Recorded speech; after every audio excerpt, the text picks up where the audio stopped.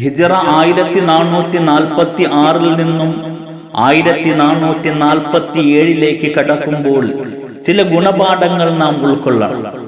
ഗുണപാഠങ്ങളിൽ ഒന്ന്, നഷ്ടപ്പെട്ട സമയം ഒരിക്കലും തിരിച്ചു കിട്ടുകയില്ല എന്നതാണ്.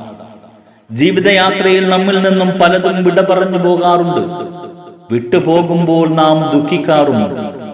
നമ്മിൽ നിന്നും യാത്ര പറഞ്ഞു പോയവരിൽ ചിലർ തിരിച്ചു വരുന്നു, ഹജ്ജിനും ഉംറയ്ക്കും പോയി മടങ്ങി വന്നവരെ പോലെ. ചിലർ മടങ്ങി വരുന്നില്ല, അവിടെ മരണപ്പെടുന്നു. അവരെ നമുക്ക് പരലോകത്ത് കണ്ടുമുട്ടാൻ കഴിയും. എന്നാൽ ഒരിക്കലും തിരിച്ചു കിട്ടാത്ത, നഷ്ടപ്പെട്ടത് വീണ്ടെടുക്കാൻ കഴിയാത്ത ഒന്നാണ് സമയം. അലി റളിയല്ലാഹു അൻഹു സമയത്തെ ഉപമിച്ചത് വാളിനോടാണ്. അൽ വഖ്തു കസ്സൈഫ്, സമയം ഖഡ്ഗം പോലെയാണ്. ഇല്ലം തുഖ്തിഉഹു ഖതഅക, നീ അതിനെ മുറിച്ചു കടന്നില്ല എങ്കിൽ നിന്നെ അത് മുറിച്ചു കളയും. സമയം പെട്ടെന്ന് കഴിഞ്ഞു കിടക്കും. അതിൽ പ്രയോജനപരമായ കാര്യം ചെയ്തില്ല എങ്കിൽ അത് ജീവിതം നശിപ്പിച്ചു കളയുമെന്ന് സാരം.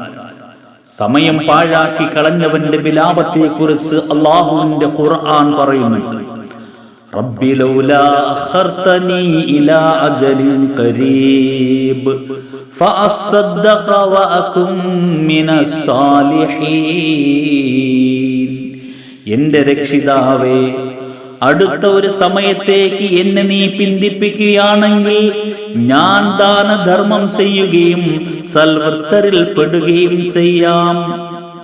അല്ലാഹു അവന് മറുപടി കൊടുക്കുന്നു, വലൻ യുഅഖിറല്ലാഹു നഫ്സൻ ഇദാ ജാഅ അജലുഹാ.